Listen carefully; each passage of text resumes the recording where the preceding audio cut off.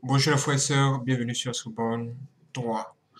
Nous sommes de retour pour un témoignage extraordinaire. Waouh, Dieu fait de grandes choses et nous devons le remercier. Et ce témoignage parlera de la nourriture. Ouais, la nourriture, le nouveau piège des sorciers. Mes frères et sœurs, si les sorciers vous cherchent et qu'ils ne savent pas comment vous atteindre, ils vont vous tendre un piège par la nourriture. Ce sont des choses qui arrivent souvent, mais certaines personnes ne sont pas au courant. C'est pourquoi j'ai fait cette vidéo pour vous prévenir en même temps. Avant de manger, il faut prier. Avant de manger, il faut prier. Je vous le dis. Dites c'est moi, Seigneur Jésus-Christ. Voici la nourriture.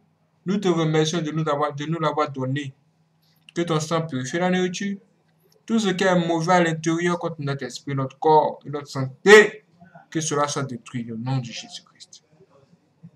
C'est tout ce que vous devez dire à chaque fois que vous devez manger quelque chose. Parce que tout ce qui va passer par votre bouche et tomber dans votre ventre là, ça risque de vous créer des problèmes, même au-delà de ce qui est physique. Parce que l'ennemi veut vous atteindre spirituellement. Il va passer par là. C'est une voie et un grand chemin que les gens négligent, mais qui est dangereux. Très, très dangereux. Il y a un pasteur qui priait beaucoup. Tout le monde savait qu'il était zélé. Il était rempli de l'onction de Dieu. Il faisait beaucoup de choses. Mais en même temps, il aimait la bonne nourriture. Il aimait beaucoup manger. Ses ennemis ont vu ça. Ils ont dit, oh, ok, on va essayer de voir ce qu'on peut faire par rapport à ça. On va donc lui donner un piège. Un piège avec une nourriture envoûtée. Et le monsieur, ce jour-là, il n'a pas prié sur la nourriture. Comme il aime très bien manger, il s'est mis à manger cette nourriture. À un moment donné, il a commencé à recevoir l'assoupissement. L'esprit mauvais du diable a commencé à l'envahir et il a commencé à baisser dans la vie de prière. Il était devenu lourd. Il ne pouvait même pas prier. Vraiment, vraiment, c'est là, ses pouvoirs ont commencé à disparaître. Juste à partir de la nourriture. Juste à partir de la nourriture. Pour que ses pouvoirs reviennent, qu'est-ce qu'il doit faire? Il doit faire un jour de jeûne. Ouais, un jour de jeûne sous la direction du Saint-Esprit, afin que Dieu puisse nettoyer son corps, nettoyer son ventre. Ouais, là, c'est Dieu lui-même qui fera le nettoyage de sa vie. Parce que des ennemis ont failli l'atteindre et le nuire. Ah, ah, voici ce dont je suis en train de vous parler. C'est pourquoi il faut éviter de faire ceci. J'en dis aux gens que votre nourriture préférée c'est ceci ou votre nourriture préférée c'est cela. Il faut vraiment éviter ça. Il faut grave éviter ça, les frères et sœurs. Éviter de s'éviter, éviter de s'éviter. Que votre nourriture préférée soit spirituelle. Et que ce soit la parole de Dieu. Ouais, ouais. Seule la parole de Dieu peut vous faire du bien. Seule la parole de Dieu peut faire du bien à votre âme, mes frères et sœurs. Ce n'est vraiment pas de la blague. Faites grave attention à ce que vous mangez.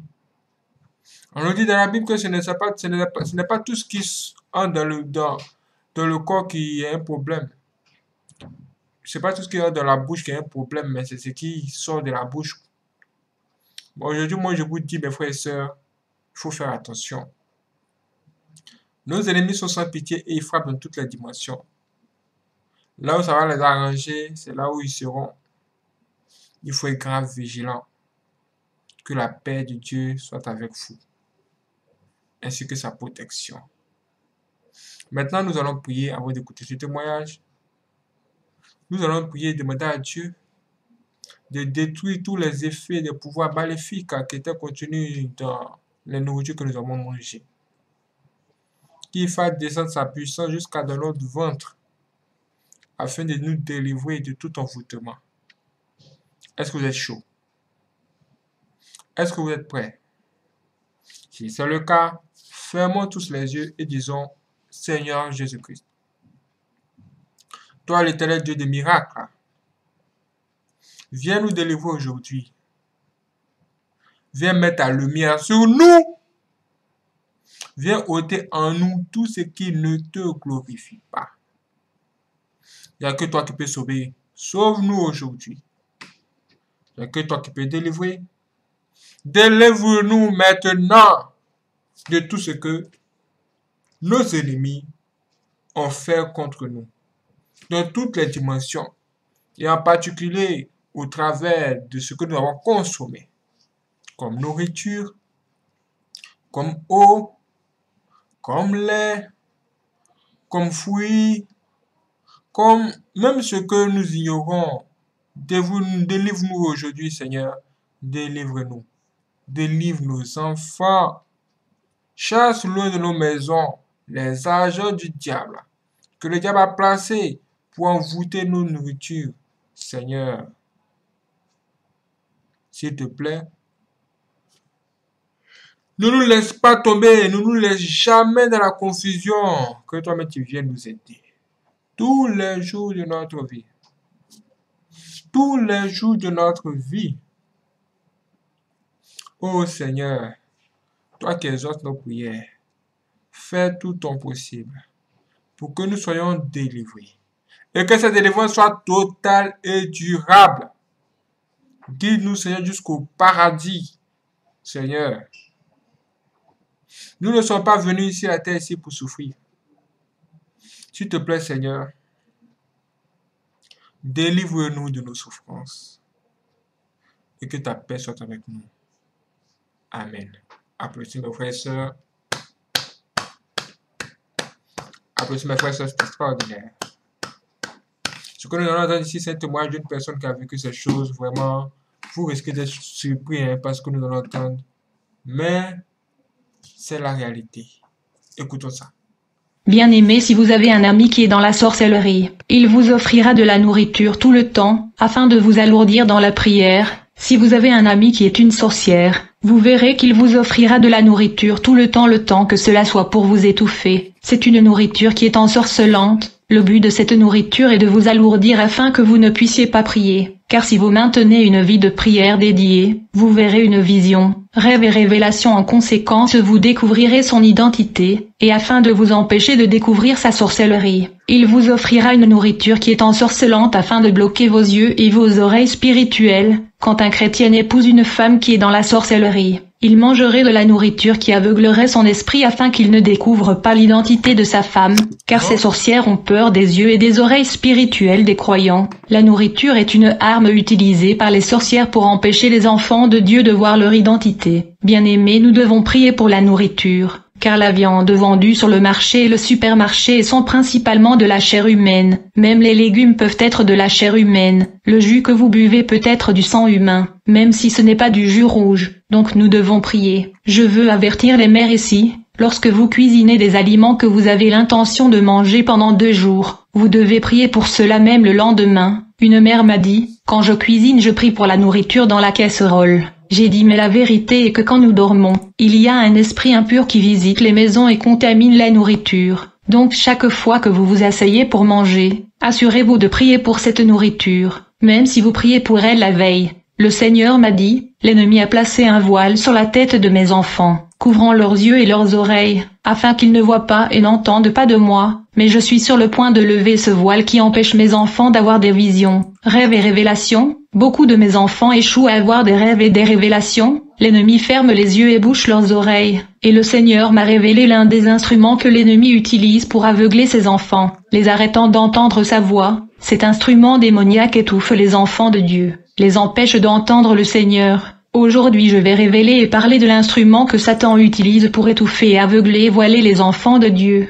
Je vais parler de la nourriture du monde, et la destruction que le Seigneur a révélée à propos de cet instrument dans ma vie. Tout a commencé un jour du matin quand je me suis réveillée. J'ai entendu le Seigneur me dire, « Ma fille, ces jours-ci, Chaque fois que tu veux manger quelque chose, tu vas t'assurer que tu pries, et tu dois détruire tout ce que l'ennemi a planté dans cette nourriture en mon nom. Sinon la nourriture t'affectera et elle restera coincée dans ta gorge. J'ai été surpris quand le Seigneur a parlé de cette façon. Je me demande ce qui restera coincé dans ma gorge. Quelques jours plus tard, j'ai oublié les instructions du Seigneur. Je mangeais quand j'ai réalisé que je n'avais pas prié et que je n'ai pas détruit l'influence du diable sur la nourriture, car je mangeais déjà. La prochaine fois je me souvenu de prier pour la nourriture et de détruire les œuvres de l'ennemi. Et puis c'est devenu une habitude. Quand je suis allé à l'église cette même semaine, j'ai été surpris d'entendre le pasteur prêcher et dire « Je veux que nous suivions l'exemple du Seigneur ». Il ne faisait que remercier Dieu avant de prendre sa nourriture. Il n'a jamais chassé le diable ou détruit la puissance de l'ennemi avant de manger. Le pasteur a dit lorsque vous êtes sur le point de manger, vous avez juste besoin de faire une prière d'action de grâce dont vous n'avez pas besoin de prendre autorité lorsque vous voulez manger. J'ai été stupéfait d'entendre ces paroles de l'homme de Dieu. Le Seigneur venait de me dire de détruire tout ce que l'ennemi a planté dans la nourriture chaque fois que je suis sur le point de manger. Comment se fait que la parole du pasteur contredit l'instruction du Seigneur?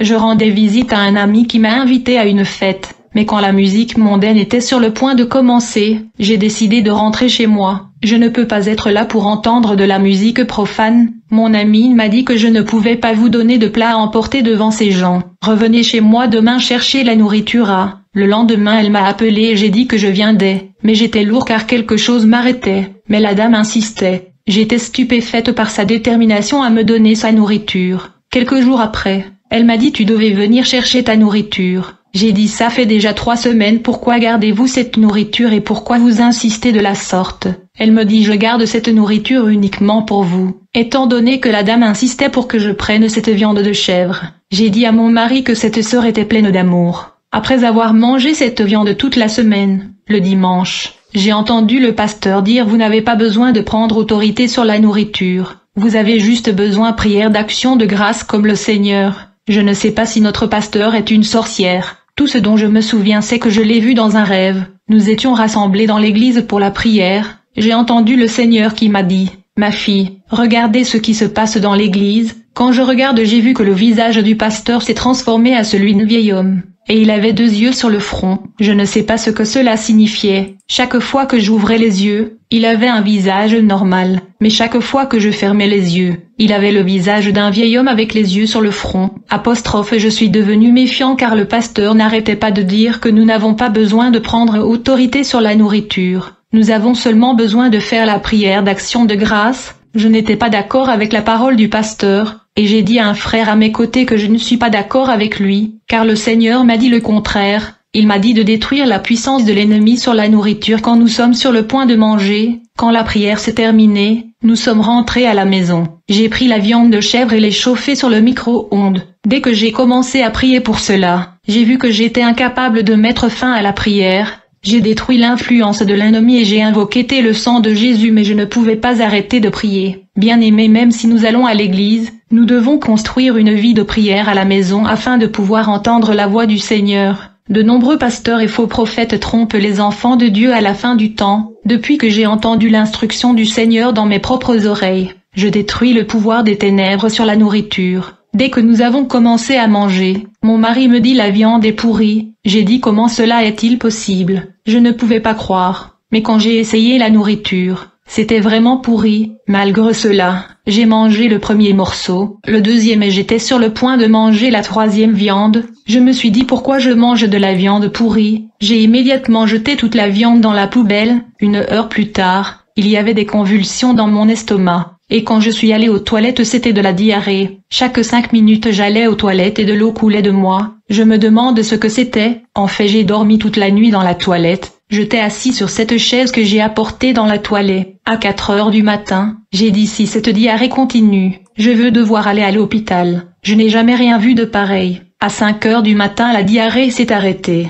Puis je suis allé me laver. Quand j'étais sur le point de dormir j'ai entendu le Seigneur me parler. Il a dit ma fille. Tu vois pourquoi je vous ai dit de prendre autorité sur la nourriture que vous mangez. Lorsque vous avez prié pour la nourriture, j'ai fait pourrir la nourriture à cause de votre prière. afin que vous ne la mangiez pas, mais vous ne m'avez pas compris. C'est pourquoi vous l'avez mangée, mais puisque vous avez prié avant de manger, j'ai suivi cette nourriture dans votre estomac et j'ai versé l'eau pour nettoyer tout votre corps, afin que cette nourriture ne vous détruise pas. Car si vous n'aviez pas prié, la nourriture vous aurait fait du mal. J'ai commencé à se demander pourquoi le Seigneur a dit que la nourriture m'aurait détruit. Qu'est-ce que cela signifie? Est-ce que mon ami a essayé de me transmettre l'esprit de la sorcellerie? Frères, beaucoup ne font pas de rêve quand ils dorment. Un enfant de Dieu doit pouvoir rêver et se souvenir de son rêve. Si vous ne rêvez pas même après la prière, vous devez avoir un problème. J'ai passé 2 semaines sans rêver. J'ai pensé ce n'est pas juste. J'ai décidé de passer 3 jours de jeûne et de prière. Je soupçonnais que l'ennemi avait mis un voile sur ma tête pour m'empêcher d'écouter et voir le Seigneur. Le premier jour de campagne de prière, j'ai vu que je mangeais dans un rêve.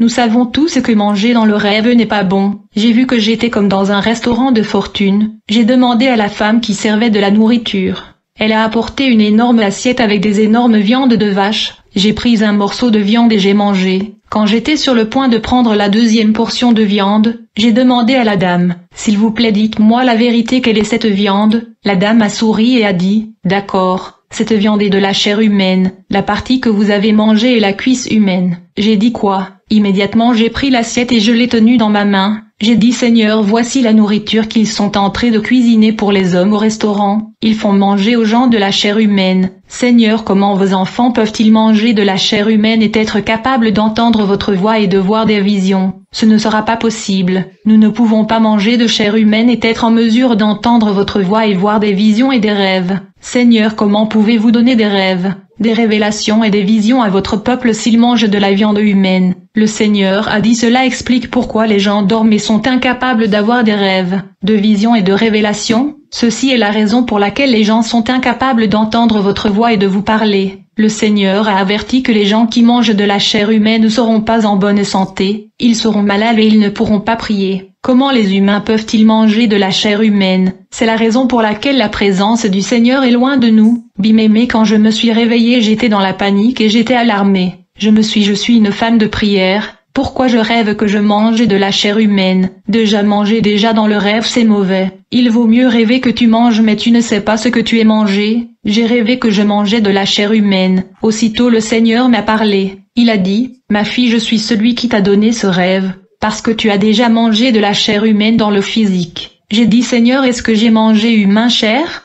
Bien sûr, dit le Seigneur, tu as mangé une partie humaine dans la journée. C'est pourquoi je te l'ai montré dans le rêve. J'ai dit, Seigneur, personne ne m'a invité à manger dans sa maison. Le Seigneur me dit, ma fille, tu as acheté cette viande humaine au supermarché et vous l'avez cuisinée, mais vous n'avez pas prié avant de la manger. En conséquence, cette viande humaine a affecté vos oreilles d'esprit et vos yeux spirituels. Cette viande vous a détruit. C'est pourquoi vous avez passé 2 semaines sans m'entendre. Tu as manqué de rêver et de voir des visions. Quand mes enfants achètent de la viande au supermarché, s'ils ne priaient pas, au cas où la viande serait de la chair humaine, je ne leur parlerai plus. C'est pourquoi je n'ai pas pu vous donner une vision et des rêves au cours des 2 dernières semaines. Vous étiez tachés et rendus impurs par la viande humaine que vous avez mangée, dit le Seigneur. Adeline, dites à mes enfants de prier et d'exercer une autorité sur ce qu'ils mangent. Que ce soit des légumes, des fruits, du poisson, de l'eau et du jus, ils doivent prier. Assurez-vous de détruire la puissance de ténèbres dans la nourriture que vous mangez, afin que cela n'affecte pas votre santé. Beaucoup de nourriture que vous mangez sur terre ne sont pas bonnes. Si je vous emmenais au supermarché aujourd'hui pour vous montrer la nature de la nourriture que vous mangez, ma fille, vous allez crier de terreur. Dites à mes enfants de prier pour la nourriture. Si vous aviez prié pour la viande que vous avez achetée au supermarché, votre vie spirituelle n'aurait pas été affectée. Priez avant de manger, mes enfants. La majorité de votre nourriture n'est pas bonne. Ma fille, étant donné que vous êtes tachée et impure à cause de la nourriture que vous avez mangée, vous devez passer par la purification.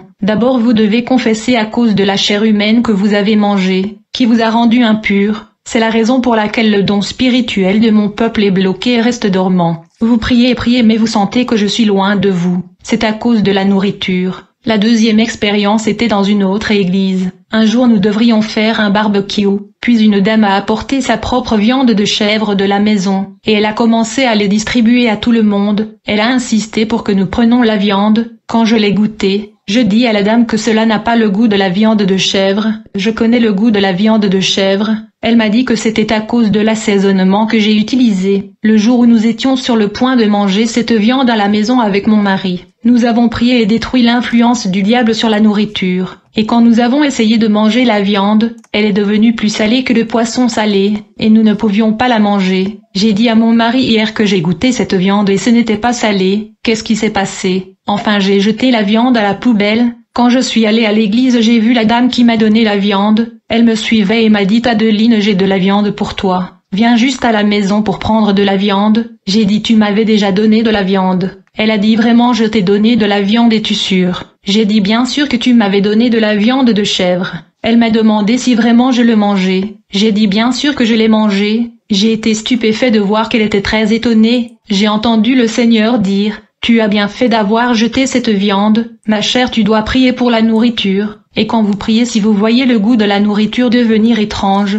n'insistez pas de le manger.